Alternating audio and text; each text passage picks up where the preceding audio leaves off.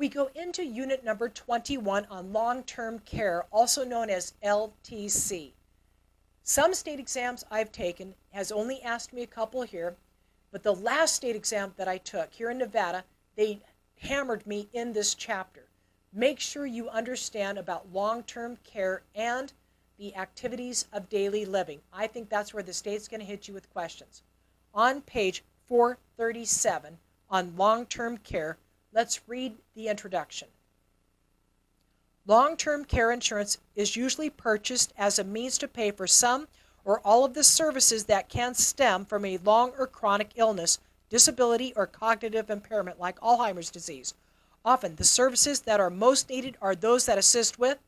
Highlight the rest of this paragraph. Again, the state's going to ask you about the ADLs. The activities of daily living known as an ADL, which includes, highlight, bathing, dressing, eating, transferring, and using the toilet and caring for incontinence. So long-term care deals with the aging process. This is a whole different standard of underwriting than what we've seen in these health care policies.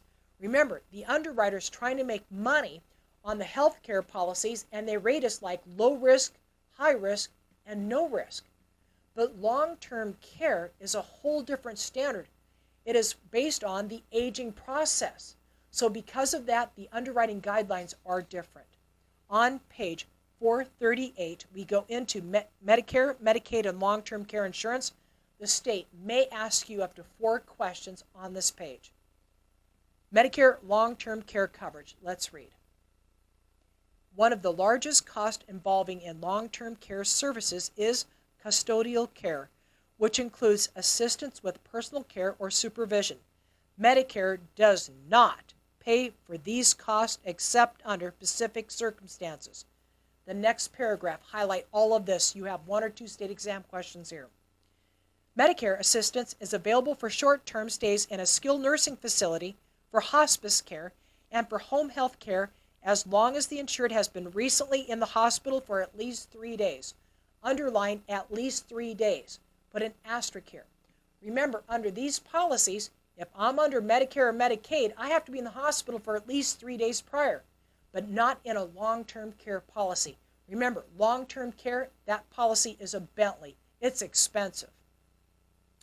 And has been admitted into a Medicare certified nursing facility within 30 days after the hospital and skilled nursing facility and physical therapy or other skilled care is needed. As discussed in a previous unit, highlight the sentence, you've seen it before. Costs for skilled care in a nursing home are covered for up to 100 days. Underline 100 days. Highlight the next sentence. The first 20 days are covered 100% by Medicare. However, the insured is responsible for a daily co-payment for 21 days through 100, and there is no care coverage for after 100 days. That's another state exam question. You've seen it before. Now let's go down to the next paragraph. It says, Medicare also provides some home and other care services as long as they are medically necessary to treat an injury or an illness. Highlight this next sentence. This is another state exam I've seen. Highlight this. As long as a doctor every 60 days, underline every 60 days, determines this care is medically necessary, there is no time limit on how long the care may be received.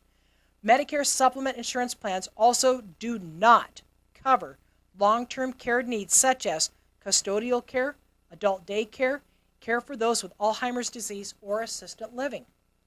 On page 439, we go into Medicaid long-term care coverage. Please highlight this whole paragraph. The state's going to ask you a question here. Medicaid covers the type of long-term care